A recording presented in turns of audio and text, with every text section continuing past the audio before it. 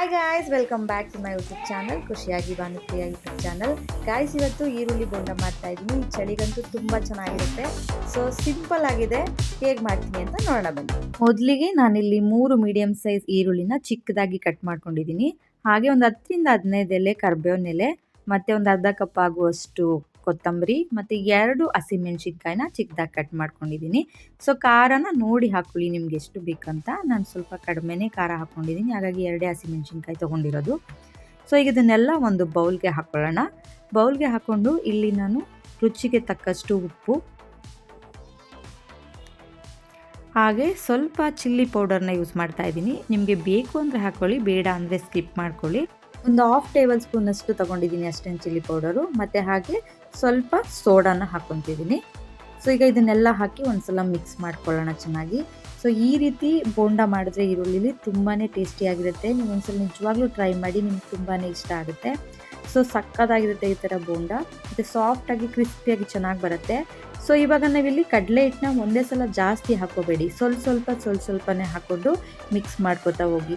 ತುಂಬ ಜಾಸ್ತಿ ಹಾಕೋಬಿಟ್ರೆ ಕಡಲೆ ಹಿಟ್ಟು ಏನಾಗುತ್ತೆ, ತುಂಬ ಮಂದ ಬಂದುಬಿಡುತ್ತೆ. ತಿನ್ನೋದಕ್ಕೆ ಬರೀ ಕಡಲೆ ಹಿಟ್ಟು ಥರನೇ ಹಿಟ್ಟು ಥರ ಸಿಗುತ್ತೆ, ಅದು ಚೆನ್ನಾಗಿರಲ್ಲ. ಬಟ್ ಈ ಬೋಂಡಾಗೆ ಕಡಲೆ ಹಿಟ್ಟನ್ನ ಸ್ವಲ್ಪ ಕಡಿಮೆ ಪ್ರಮಾಣದಲ್ಲೇ ಹಾಕೋಬೇಕು. ಸ್ವಲ್ಪನೇ ಹಾಕ್ಕೊಂಡು ಮಿಕ್ಸ್ ಮಾಡ್ಕೊಳ್ಳಿ. ಸ್ವಲ್ಪ ನೀರನ್ನ ಹಾಕ್ಕೊಂಡು ಮಿಕ್ಸ್ ಮಾಡ್ಕೊಳ್ಳಿ. ಈ ಹದಕ್ಕೆ ಬಂದರೆ ಸಾಕು. ಸ್ವಲ್ಪ ತೆಳ್ಳಗೆ ಇರಲಿ ಹಿಟ್ಟು, ತುಂಬ ತೆಳು ಬೇಡ, ಈ ಹದ ಇದ್ದರೆ ಸಾಕು.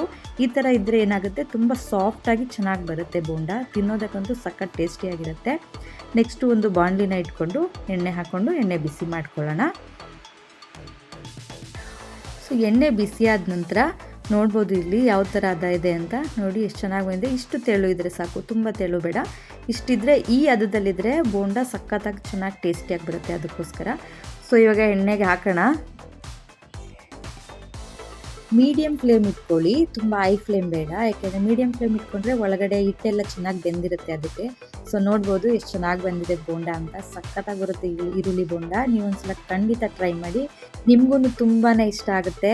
ಸೊ ನೋಡಿದ್ರಲ್ವ ಗಾಯ್ಸ್, ಯಾವ ರೀತಿ ಈರುಳ್ಳಿ ಬೋಂಡನ ಮಾಡೋದು ಅಂತ. ಎಷ್ಟು ಸುಲಭವಾಗಿದೆ ಅಲ್ಲ. ಸೊ ಖಂಡಿತ ನೀವು ಟ್ರೈ ಮಾಡಿ.